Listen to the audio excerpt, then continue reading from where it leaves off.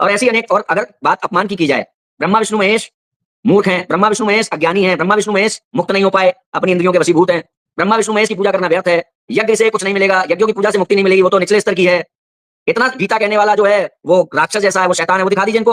ये जो कहते हैं ना कि काल भगवान, हम तो भगवान कहते हैं, इनका त्रिया चरित्र है कि हम भगवान ही तो मानते हैं, बस वो निचले स्तर के भगवान है। ये इनका दोहरा चरित्र है कि हम भी भगवान मानते हैं, भले ही वो घटिया है, हम भी भगवान मानते हैं, भले ही वो राक्षसों की तरह खाता है, हम भी भगवान मानते हैं, भले ही वो शैतान है। अरे भगवान का अर्थ क्या होता है पता भी है? भगवान का अर्थ कभी देखा है? पढ़े लिखे तो हो नहीं, सब अनपढ़ गंवार भरे पड़े हो। ये भी मैं नहीं बोल रहा हूँ, तुम्हारा आदमी है जिससे खूब सारी बातें हुई हैं, अभी एक दो दिन में उसके साथ जो बातें हुई है ना वो यहाँ पे डालेंगे, सुन लेना क्या कह रहा है। 80% लोग जो रामपाल के फॉलोअर्स हैं, 80 से 90% वो सब पिछड़े हुए हैं, पिछड़े हुए। अपने बारे में सुन लो, ये तुम्हारा व्यक्ति बोल रहा है, समझे? तो पहली बात तो ये हुई कि अगर तुम्हें समझ में नहीं आ रही हैं चीजें जो अभी मैं समझाऊंगा, अगर तुम्हें समझ में नहीं आ रही हैं चीजें, तो उस ग्रंथ को पढ़ते समय तुम्हारे संशय उत्पन्न नहीं हो रहा है कि एक जगह उसी व्यक्तित्व के लिए कहा गया वो परम ब्रह्म है, एक जगह उसी व्यक्तित्व के लिए ऐसी बातें आ रही हैं कि वो ये कर रहा है वो कर रहा है। तो अगर या तो अगर तुमको अविश्वास जग रहा है कि भाई ऐसा क्यों कर रहे हैं, ये भगवान नहीं हो सकते ऐसे, तो तुम उस पूरे के पूरे ग्रंथ को अलग हटा दो अपने जीवन से और अपना ग्रंथ देख लो कौन सा मानना है कौन सा नहीं मानना है। उस ग्रंथ की फिर बात ही क्यों कर रहे हो जिसके प्रति तुम्हारे मन में द्वेष आ रहा है? भाई तुम्हारे जब दोनों बातें हैं उसमें, एक बात तो है नहीं, भगवान की केवल ये लीलाएं ही थोड़ी ना बताई हैं। बात करते हैं इसने क्या किया, दुर्गा माता के बारे में बात ही नहीं की, जो अन्य अपमान किए गए हैं उनके बारे में बात ही नहीं की, और केवल एक वो सीता माता वाली बात का लेकर के और जो है उसको जस्टिफाई करने का निरर्थक प्रयास कर दिया। ठीक है, उसके बाद आगे बढ़ जाता है, फिर ये बताता है कि भाई इतनी गंदी गंदी बातें लिखी हैं रामायण में और ये सब चीजों में जो इनका इष्ट है, तो ये क्या बता रहे हो? मैं यही तो कहता हूं कि हमारे ग्रंथों को पढ़ करके उसका अर्थ बताने के नाम पर उन ग्रंथों में जिनको उपास्य कहा गया है तो उनके प्रति हमारे मन में नफरत पैदा करते हो। यही तो मैं कहता हूं अपने वीडियोस में।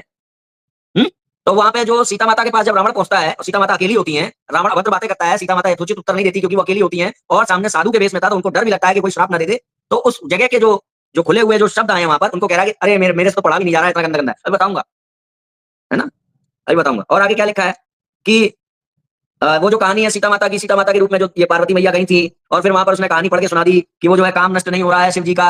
अरे भाई शिव जी कौन है? कौन है शिव जी? ले सुन ले कौन है शिव जी। अपनी मनगढ़ंत बातें करने वाले, तेरा करियर एंड हो जाएगा जिस दिन मेरे सामने पड़ा तू। मनगढ़ंत बातें करने वाले,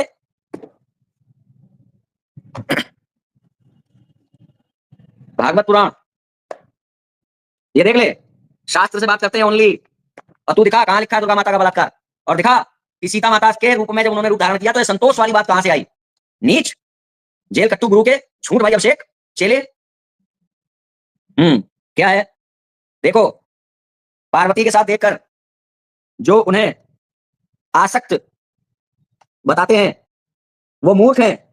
अब ये क्यों मूर्ख हैं? यह 8वें स्कंद का 7वां अध्याय और 33वां श्लोक भागवत। तो क्या हुआ, पार्वती माता के साथ देखकर जो उन्हें कामी समझते हैं, आसक्त समझते हैं, वो मूर्ख हैं। क्यों मूर्ख हैं? सुनो, इसके आगे इसने और भी एक कथा भी बताई है, तो पहले वो भी बात कर लेते हैं। वहां कथा बताइए कि भगवान शिव जो थे वो कई सारी जो गंधर्वों की स्त्रियां थी उनके साथ उनका रमण हुआ।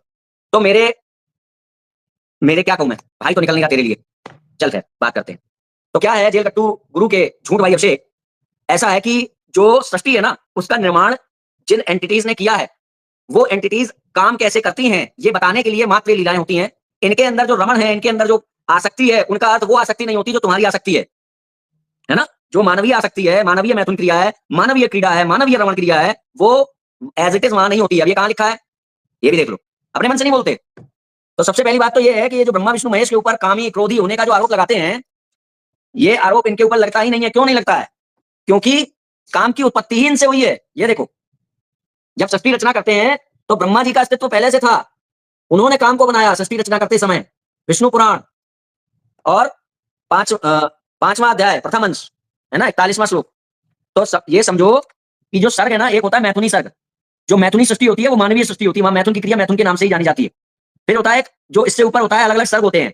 उन सर्गों में अगर मैथुन जैसी चीजें आ भी रही हैं तो वो दो शक्तियों का आपस में मिलन है। वो जिस तरह से मैथुन क्रिया यहाँ हो रही है वो नहीं है। क्यों? क्योंकि मैथुन को तो जन्म ही वो शक्तियां देने वाली हैं। ये देखो मैथुनी सृष्टि का वर्णन यहां पर हो रहा है। ये 5वां अध्याय पढ़ लेना, प्रथम अंश का 5वां अध्याय पढ़ लेना। यहाँ पे आपको ये सर्ग जो अलग अलग होते हैं कि यहाँ की जो मैथुन क्रिया है वो उस दुनिया में वैसी की वैसी काम नहीं करती, वो सब इसमें बताया गया है, पढ़ लेना। और बहुत सारे पुराणों में, ये हमने एक उदाहरण के लिए बोला। तो कहने का मतलब ये है कि ब्रह्मा विष्णु महेश कौन है? ये वो तत्व है, महातत्व है, इनको महातत्व भी कहा गया है। ये वो तत्व है जो जिनसे ये सृष्टि उत्पन्न हो रही है, जिस सृष्टि में मैथुन क्रिया होती है, जिस सृष्टि में काम होता है। यानी कि उनकी दुनिया में तो ये सब है ही नहीं, जो आप जिस जो काम का जो रूप आप जानते हो, वो सब कुछ उनकी दुनिया में है ही नहीं। बस आप किसी तरह से उनकी लीलाओं को, उनके काम करने के तरीकों को समझ पाएं, इसलिए उन शब्दों में आपको वो बताया जा रहा है। जैसे मान लीजिए ब्रह्मा सरस्वती विवाह, तो यदि आपको किसी को ये बताना है कि सूर्य से निकलने वाली जो लालिमा होती है और जो कोहरा बरसता है सर्दियों के दिनों में, वो बताने के लिए आपको ये बताया कि भाई सूर्य कौन हो गया? पिता, क्योंकि उसकी जो लालिमा है वो किससे उत्पन्न हो रही है? सूर्य से उत्पन्न हो रही है। तो पिता हो गया, पुत्री हो गई। मगर ये पिता और पुत्री वो पिता पुत्री नहीं है जो मानवीय पिता पुत्री होते हैं, नहीं, ये शक्तियां हैं। उन शक्तियों के काम करने का तरीका बताया जा रहा है। और उसके बाद फिर आगे जो सूर्य की निकलने वाली जो किरणें होती हैं, यानी कि पुत्र सूर्य के, उन किरणों के प्रभाव के कारण जो वायुमंडल में जो पानी मौजूद होता है नमी के रूप में, भाप के रूप में, वही संगठित होकर के कोहरे के रूप में बरसता है। तो कोहरा कौन हो गया? पिता, पुत्री, पुत्र और ये एक और संतान। ये ब्रह्मा सरस्वती विवाह का जो आदि जो वैज्ञानिक जो दृष्टिकोण है। तो जो भगवान की लीलाएं होती हैं, ये शक्तियां कैसे काम करती हैं, ये बताने के लिए इन लीलाओं के 3 प्रकार के अर्थ होते हैं: आध्यात्मिक, आदि दैविक, आदि भौतिक। ये बताने के लिए लीलाएं होती हैं। मगर अगर आप कहें कि नहीं नहीं वो शिव तो ऐसे ही थे, वो तो कामी थे, वो तो क्रोधी थे, तो मेरे भाई शिव का अस्तित्व तब भी है जब काम, क्रोध, मोह इन चीजों का अस्तित्व ही नहीं है, तब भी शिव का अस्तित्व है। और इसीलिए शिव की वंदना, शिव को मोक्षदायक, ब्रह्मा जी को मोक्षदायक, सूर्य को मोक्षदायक, विष्णु को मोक्षदायक कहा गया है। ब्रह्मा और सूर्य एक ही हैं। तो इन पर इस तरह का आक्षेप लगाने से पहले सोचा करो कि हम क्या कह रहे हैं। अब ये भागवत पुराण का जो वर्णन मैंने बताया वैसे कई जगह पर है, मगर मैं यही वाला पढ़ देता हूं, क्या क्या लिखा है सुन लो। महादेव के लिए क्या लिखा है? आप समस्त प्राणियों के आत्मा और उनके जीवन दाता हैं। ये किसने लिखा है? ये कौन है? महादेव। सारे जगत को बांधने और मुक्त करने में एकमात्र आप ही समर्थ हैं। ठीक है? आप ही सृष्टि, स्थिति और प्रलय करने के लिए एक रस होने पर भी ब्रह्मा, विष्णु, शिव आदि नाम धारण कर लेते हैं। ठीक है? और अनेक शक्तियों के द्वारा आप ही जगत रूप में प्रतीत हो रहे हैं। इस पूरे जगत में जीव जगत जगदीश्वर के रूप में एक ही परम तत्व, जिसको ब्रह्मा, विष्णु, महेश, भगवती और गणेश में से किसी भी नाम से आप पुकार सकते हैं, वो परम तत्व ही अनेकानेक रूपों में प्रतीत हो रहा है। तो अगर ये बात आ भी जाती है कि उसने कुछ किया, किसके साथ किया? वही तो है दूसरा भी। अरे उन पर आक्षेप लगाने चले हो नीचों। आ, उ और मा, ये जो प्रणव बनता है, इन 3 अक्षरों से युक्त प्रणव है। और ये जो प्रणव है किसके लिए? ये जो है भगवान शिव के लिए। और आगे देखिए क्या लिखा है। वेद स्वरूप भगवान, समुद्र आपकी कोख है, पर्वत आपकी हड्डियां हैं। अब ये क्यों नहीं मानेगा? समुद्र आपकी कोख है। कोख होती है क्या पुरुष के? समुद्र आपकी कोख है, पर्वत आपकी हड्डियां हैं, सब प्रकार की औषधियां और घास आपके रोम हैं। इनसे तुलना करेगा तू? ये मानवीय जो मैथुनी क्रिया इसकी, ये कौन है पहले समझ। इसका अर्थ यह है कि जिस मैथुन क्रिया को आप देख रहे हो अपने मानवीय दृष्टि से, अगर ईश्वरीय लीलाओं में उनका वर्णन आ भी रहा है, तो वो मैथुनी क्रिया नहीं है जो यहाँ पर है। वो केवल आपको समझाने के लिए कि 2 शक्तियां आपस में रमण कैसे करती हैं, एक साथ मिलकर के काम कैसे करती हैं, 2 अलग अलग प्रकार की शक्तियां, वो बताया गया है। और ये भी मैं आपको भागवत से बता देता हूँ, जो उसमें ये भी बोल रहा है कि भगवान श्री कृष्ण की रास लीला है, ये है, वो है। अरे तू नया नहीं है ऐसा बोलने वाला, तू केवल कॉपी पेस्ट कर, तू नया नहीं है।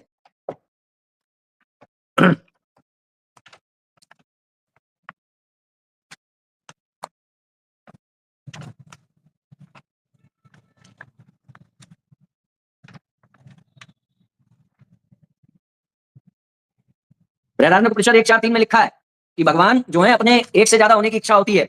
ये तो सभी मानते, तुम भी कहते हो ना, एक से 2 होने की इच्छा हुई। हम्म? ये देखो श्रीमद् भागवत 10वां अध्याय 33वां 10वां स्कंद 33वां अध्याय और 7वां श्लोक, क्या लिखा है?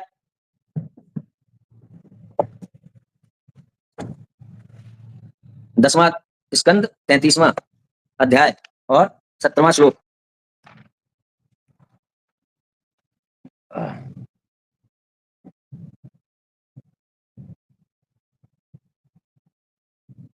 जैसे बालक अपनी परछाई से खेल करता है, इसी तरह भगवान भी अपनी योग माया से निर्माण की हुई दिव्य आत्मा संपन्न जो तत्व होते हैं उनसे रासलीला करते हैं। तो भगवान रमण किसके साथ करते हैं? किसके साथ करते हैं रमण? अपने ही जो योग माया होती है उससे उत्पन्न जो व्यक्तित्व होते हैं उनके साथ। तो ये जो लीलाएं हैं, इन पर आक्षेप लगाने वाले तुम नए नहीं हो। खैर, तुमने जब ये कर दिया तो इससे तुम्हारा ये ढोंग वाला चेहरा तो हट करके वास्तविक चेहरा तो सामने आया ना, कि वास्तविकता में तुम इन शास्त्रों के साथ क्या करना चाहते हो? फेंक देना चाहते हो नीचों। मगर उनको रखे इसलिए हो जिससे उन शास्त्रों की बुराई बता सको। अरे नीच, तेरे मन में कभी ये नहीं आया कि उसी शिव को, जिस शिव के बारे में बुराई हो रही है, उसी शिव को परम ब्रह्म क्यों कहा जा रहा है? तूने अपने तत्वदर्शी से जाके क्यों नहीं पूछा ये परम ब्रह्म क्यों कहा जा रहा है? जब ये गलत है तो संशय क्यों नहीं आया? और अगर उस शास्त्र की एक बात गलत है, वो परम ब्रह्म नहीं है, वो गलत बात है, तो तुझे उस शास्त्र पर विश्वास क्यों है? ये शास्त्र सही है, उनके उसमें दिए गए प्रमाणों के आधार पर तू जेल कट्टू को तत्वदर्शी क्यों मान रहा है? अरे जो झूठ बोलेगा वो सब जगह बोल सकता है झूठ। तुझे कैसे पता कि झूठ बोलने वाले ने परम ब्रह्म झूठ बोला है मगर दूसरी जगह झूठ नहीं बोला है?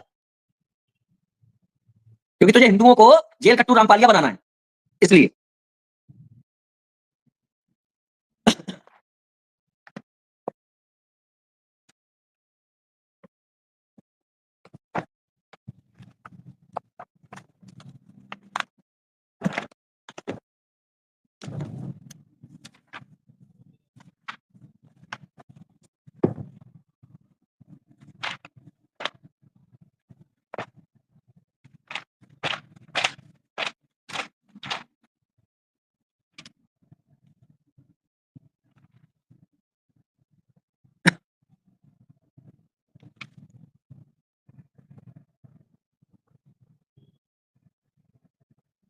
देखिए ये लिखा है, जैसे नन्हा सा शिशु निर्विकार भाव से अपनी परछाई के साथ खेलता है, वैसे ही वो लीला थी। अपनी परछाई के साथ खेलते हैं भगवान। ये दिख रहा है, जैसे नन्हा सा पशु, भगवान अपनी परछाई के साथ खेलते हैं, वो किसी और के साथ नहीं खेलते हैं। ये पूरा जगत उनकी परछाई है। तो पहले तत्वों को समझो आक्षेप लगाने से पहले। तो ये हो गया भाई। अब 100 की सीधी एक बात है कि अगर तुझे ये समझ में नहीं आ रहा है कि भाई यहाँ पर बुराई हो रही है उन्हीं तत्वों की जिन तत्वों को परम ब्रह्म कहा गया है, तो तू छोड़ देना इन शास्त्रों को, बन जा दूसरा, बन जा एक वो रामपाल नाम का धर्म बना ले। मगर नहीं, इनको पकड़ के क्यों रखना है? इनको पकड़ के इसलिए रखना है कि जेल से रिहाई कैसे होगी, जमानत कैसे मिलेगी, खर्चा कौन उठाएगा? और तू जो बातें कर रहा है ना, इतनी इतनी बातें लिखी हैं, उसकी बात बताता हूं मैं। कृष्ण जी की लीला ये बताऊंगा, वो तो अभी बात की नहीं है, कर लेना। तू कोई नया नहीं है, हमारे आचार्यों ने अच्छे से तैयार किया है। तेरी तरह नहीं है, पूछ लिया कि धर्म की व्याख्या क्या, वही नहीं बता पाएगा। पूछ लिया नास्तिक का खंडन है, तू वही नहीं बता पाएगा। सनातन की परिभाषा नहीं बता पाएगा, तभी तो आदि सनातन करता है तू। इसीलिए स्कंद पुराण में कहा गया है, क्या कहा गया है वो भी देख लो, पढ़े हो तब ना, तब तो कुछ बात आए समझ में।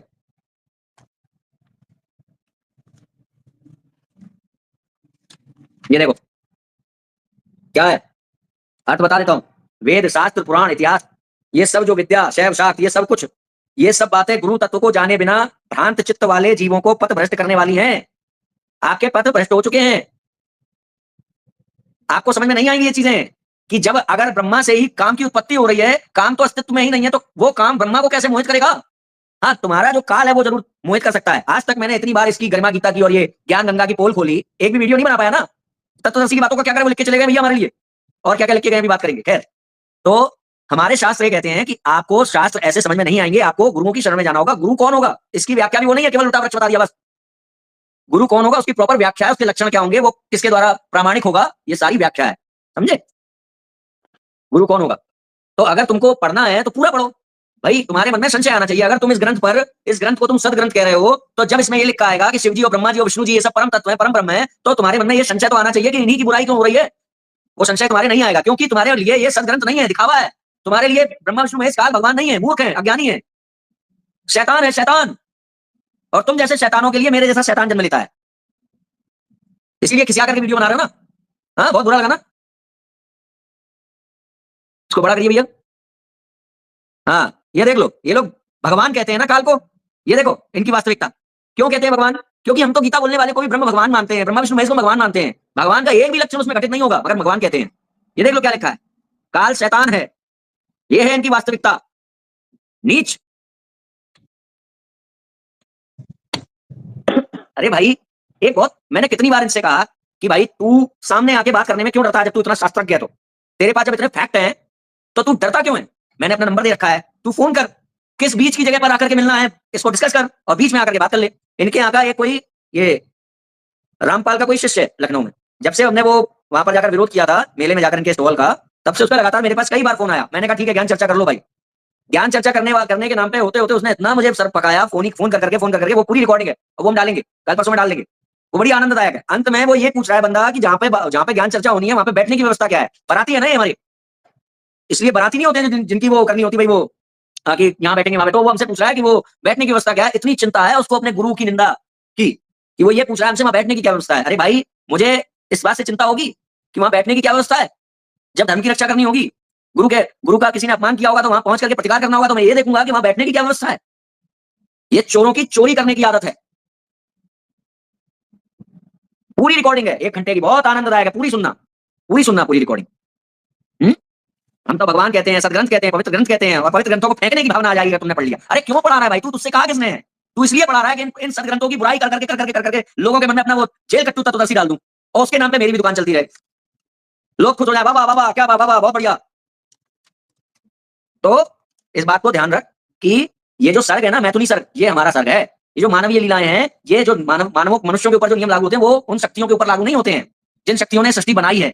उन शक्तियों, वो शक्तियां रूप लेकर के आपको अर्थ बताने के लिए कि हम काम कैसे करते हैं, और रोचक तरीके से आपको लीलाएं करके दिखाती हैं। सिर्फ इतना मात्र है उनकी लीलाओं का अर्थ।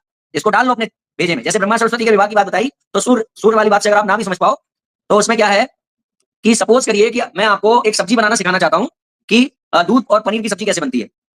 अब मैंने उसमें रोचकता डालने के लिए दूध को नाम दे दिया कि ये ब्रह्मा है, तो पनीर को नाम दे दिया सरस्वती। मगर पनीर और दूध के बीच में जो संबंध है वो क्या बना? पिता और पुत्री का, क्योंकि दूध से उत्पन्न हो रही है पनीर। इन भावों में वहां पर वो लीलाएं होती हैं। और फिर अच्छा, एक जगह इनका वो दिखाना जरा कि काम वासना में भी काल है, वो वाली चीज दिखाना जरा इनका। काम वासना में काल है, वो जरा दिखाइए जरा।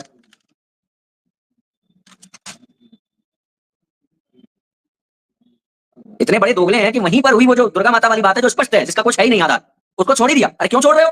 वही एक बात बहुत है, तुम्हारे पूरे तंत्र को नष्ट करने के लिए, और किसी बात का आधार नहीं चाहिए होगा, पूरे तंत्र को नष्ट करने के लिए एक वो बात बहुत है। क्यों छोड़ दी वो बात? दिखा कहां पर लिखा है दुर्गा माता के साथ दुष्कर्म? राक्षस के द्वारा, शैतान के द्वारा। काल शैतान है ना, दिखा। नीच दोगले झूठ भाई अभिषेक। बहुत बुरा लगा इसको जब इसने वो स्टॉल हटते हुए देखा, मुझसे कह रहा मर जाना, अभी बताऊंगा। कबीर साहब अपने भक्तों का क्या क्या साफ करते हैं वो भी बताऊंगा अभी। तथा बुद्धि काल के वश में है, और मन भी काल है, ये हम दिखा चुके हैं, कई जगह इनकी किताबों में लिखा हुआ है ना। शक्तिशालियों का बल हूं तथा सब प्राणियों में काम, ये देखिए।